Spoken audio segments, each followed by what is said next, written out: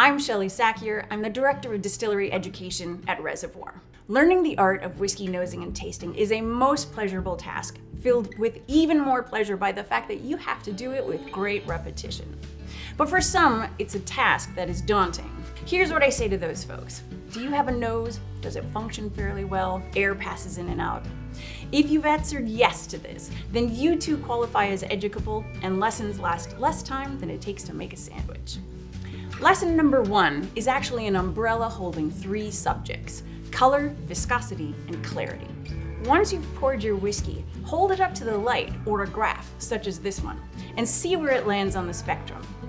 A whiskey's color spans the spectrum from gin clear, that's a new make spirit, to deep treacle.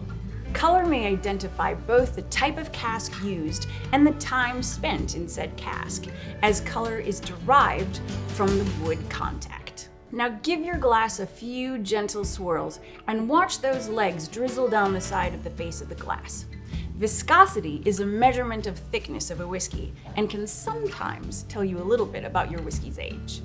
Some distilleries will chill filter their whiskey in order to eliminate any cloudiness that may naturally occur during distillation. But there's a common complaint: by removing these oily compounds, you may actually be negatively affecting the whiskey's taste. We do not chill filter here at Reservoir. Lesson number 2 is nosing. Proper glassware shape is important.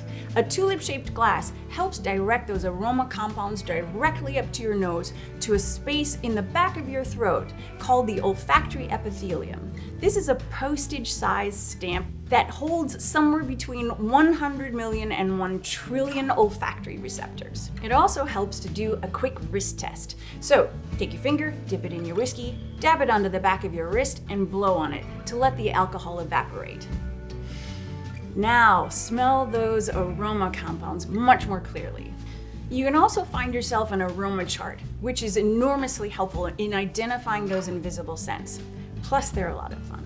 Lesson number 3 is tasting. Whiskey's strength varies from bottle to bottle. During maturation, the whiskey can either gain in strength or lose in proof, all due to a fancy sciencey term we call evaporation. Here at Reservoir, we nail our signature series at 100 proof so that you, the consumer, can play with the strength that suits you best. You can easily find that perfect strength by adding a few drops of water in between sips, one at a time. Water also helps to release the aromas from your whiskey, so bonus on that one. Now take a sip and let it coat all the parts of your mouth.